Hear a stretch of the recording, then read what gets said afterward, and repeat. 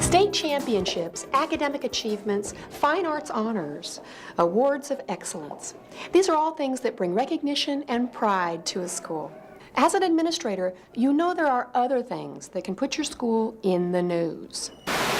They look innocent enough, but these plants and the insects in them caused a lot of commotion. As ambulances stood ready, emergency personnel explained that a teacher had sprayed the greenery with malathion, a poisonous insecticide. Somehow, it apparently made its way into the air conditioning system. Around 7:30 this morning, people started to notice an odd smell floating through the building. Teachers and students started getting dizzy, so they evacuated the school. In a strong enough dose, toxicologists say malathion is deadly. No one was affected that badly today, although 2 people were taken to the hospital for observation. Everyone else got to go home early. School officials say the teacher has a career that stretches at least 25 years and feels terrible about what happened. They say she had no idea the insecticide could cause this. It is illegal to bring chemicals into a school not approved by the district. Officials are conducting an investigation, and the instructor could face action from the school. The moral? Injudicious use of pesticides to solve pest problems can cause more problems than they solve. Today, more and more schools are recognizing the need for and the importance of providing a safe learning environment for our children. A safe environment means a clean and attractive school facility free from pests and potentially hazardous chemicals like pesticides. We're concerned about 2 things, really. Not only the quality of the air environment, the pesticide exposure that their children might be exposed to, but also the pest problems that they might be exposed to. So it's really a system sort of thing. You got to consider both concerns at the same time. You can't view one issue without interacting with the other. If this is the first time you've given thought to the pesticide issue and how it relates to your school, you're not alone.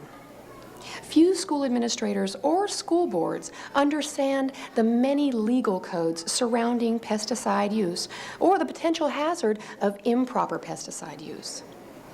And the problem goes much deeper than the occasional accident. Overexposure to pesticides can result in several different complications, ranging from acute effects, which would be the nausea, the vomiting, extreme illness, even loss of consciousness, breathing, to more subtle effects like possible effects on learning. I suppose it makes more sense to err on the side of caution when it comes to pesticides in children. And in fact, a recent National Academy of Science report has urged people to consider erring on the side of caution because simply the lack of scientific data on the effects of low levels of pesticides and other environmental pollutants on children. There is growing scientific evidence which suggests that for at least some people, exposure to even very small amounts of pesticide can be harmful. A recent report by the National Academy of Sciences cautions that children may be most at risk from pesticide exposure. There's a growing consensus among Americans that something needs to be done to change the way pesticides are used in schools. If you haven't detected it in your district, it's only a matter of time. Many school districts are taking the time now to develop well-thought-out pest control policies.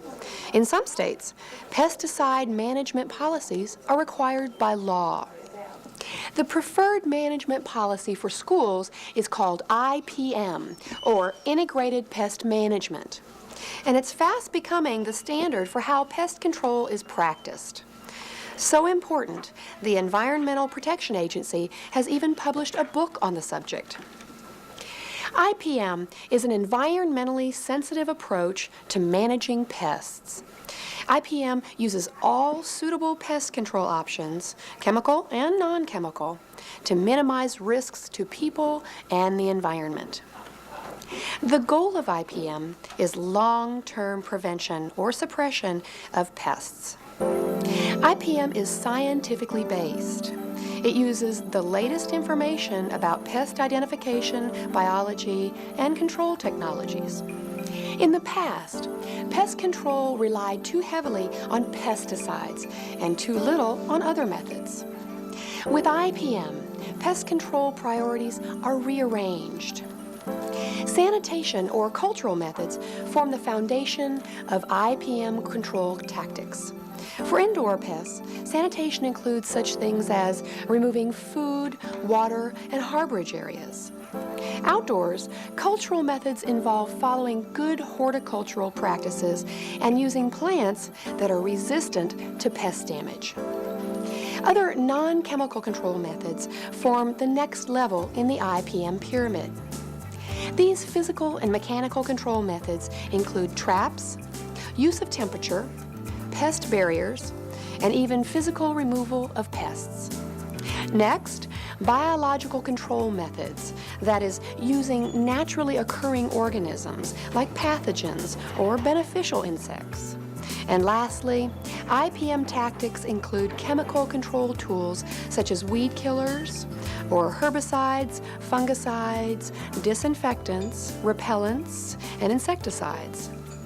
It's a better balance. Sanitation and cultural control methods provide the foundation of a good IPM program while pesticides are used, but only when necessary. There has been a shift in recent years from chemicals to other methods, and partly that's been guided by the fact that there are more tools that are specifically designed for pest control. They know that now applying an insecticide is the last resort to solve an insect problem, that we are using other mechanical means and trapping means and so on and so forth, rather than just going in and applying an insecticide as the only solution to the problem. It's a fact. Pest control specialists and biologists now recognize that any pest control tactic is more effective when combined with other compatible control techniques. And that's the basic idea behind IPM. But what you want to know is how IPM can benefit your school. Bottom line, pest problems can be reduced and even eliminated using less pesticides with IPM. And that means a healthier, safer environment for both students and school staff. Granted, initial startup costs for IPM can be somewhat higher than traditional pest control, but in the long run, IPM can save your district money. As changes in building sanitation and maintenance practices are implemented, chemical costs go down. Costs to schools from parent complaints and occasional bad publicity can be eliminated. In some of the buildings that we have not got caulked, then we have to spend more time in them. But whether we've caulked and used your IPM program in them, then we're finding that we don't have to spend near as much time in them. Integrated pest management program, by reducing the level of infestation or the possibility of infestation, has slowly eroded away the need for the responses in the evening. I can't say that, yes, we're saving a lot of money. I can say that we're doing a better job. We can see the results. We are not having the problems that we had years ago. Cooperation is the cornerstone to a successful IPM program. You know how important the support of your principals, school boards, and administrative staff is to the success of your job. Without it, change and implementation of new programs would be difficult, to say the least. In the same way, a pest management coordinator or maintenance supervisor finds it difficult to implement IPM without the cooperation from the whole school district. When you go in and you explain to a principal that you've got a problem out here with a dumpster or something, or sanitation, and you explain to him about the IPM program, then he's willing to work with you. But before, they didn't know, they just wanted us to get rid of their problem. But now, since they see what we're trying to do, they're trying to work with us. Any new program will fail unless the upper administration is solidly behind it. A pest control technician trying to control a roach situation in a school kitchen needs help from both kitchen and maintenance staff to keep the facility clean. A clean food service area helps baits, traps, and sprays work better. On the outside, a groundkeeper's pest control responsibilities are simpler if the school plants pest-resistant trees, shrubs, and turf instead of plants that require high-maintenance use of pesticides to stay healthy and vigorous. If we can get native plants, that's what we try to use. We really stress try to use the more anything that's around the area that's used to the area, and that we don't bring in a lot of exotic plants. We bring a lot of pretty both staples and something that's hardy for this area. School districts where IPM works best are those whose administration has supported and encouraged the program to work, and whose administration has encouraged the entire faculty and staff to participate. What can you do as an administrator to put IPM to work for your school or school district? Well, the first step is to agree on an IPM policy. It should state the intent of the administration to follow IPM principles and serve as an educational tool to inform faculty, staff, and the community about the importance and purpose of IPM. It should also state the district's goals and expectations of staff and pest control contractors. By putting down in words exactly what the school district expects from its pest control program, it lets everybody know where they should be going and how they expect to get there. The IPM policy has made the school district more aware of applying insecticides in the school, and I feel the communication level has actually increased because everybody agrees with the basic concept of an IPM program. Many school districts have already developed their own policy statements. Some policies are short and simple, while others are long and more detailed. Your workbook contains an example of one policy statement you may wish to use as a guide. The Environmental Protection Agency book on IPM in schools also contains a model statement. After your policy is made, the second step is to designate roles for school staff, contractors, even students. Custodial and groundskeeping staffs should recognize and correct conditions that may result in pest problems. Kitchen staffs must maintain good sanitation and eliminate potential sources of food, water, and insect harborage in food handling areas. Teachers and students must help with proper sanitation and storage of food and snacks, as well as promptly reporting any pests they discover. Parents should be aware of pest management practices in their children's schools and should know how to report pest or environmental problems that they observe. Most importantly, it is very beneficial to designate one person as overall IPM coordinator.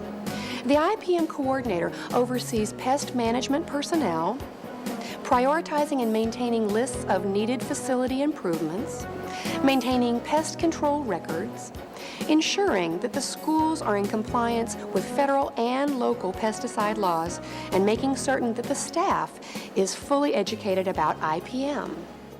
A teacher is very much aware of when a pest is in the classroom, ants, flies, things like that. They do not take care of it. That it's a policy that they contact me, I contact the IPM coordinator. They don't have any things that you spray in the classroom. That's a policy they don't do. you do need to designate the people who are going to be doing the job. Ensure that it is part of their job description, that it is not an additional duty. And perhaps this is the biggest flaw that we have. One of the biggest decisions to make, and the third step in putting IPM to work for your district, is to decide whether pest control services will be executed using school district staff or outside contractors. There are good arguments for both sides. Many schools employ a mixture of both. However, it's important to remember that thorough training is essential for IPM staff. Schools that opt to use in-house staff for pest control should be prepared to provide adequate and continuing training in pest management. Such training is often available through your state cooperative extension service or university offices. The next and final step is to develop and implement IPM site plans. A site plan is more detailed than a policy statement. It outlines specifically what will be done to put IPM to work at each individual school or property over the next 1 or more years. Many times, site plans include schedules for building repairs, equipment replacement or refurbishment, and site improvements. Site plans can be drawn up by someone in your district who has knowledge of pest control and facilities management, or they can be developed with the assistance of a pest control professional. The benefits to your school system of a well-planned IPM program are unlimited. Aside from better pest control, you're likely to find that your school uses fewer potentially hazardous chemicals and spends less time responding to pest emergencies. This series of video training modules is designed to provide your staff with the basic foundation they need to learn how to begin using IPM principles. When you provide them with the types of support we've just discussed, along with the accompanying workbook, you should have the beginnings of a pest management program that you and your community can be proud of.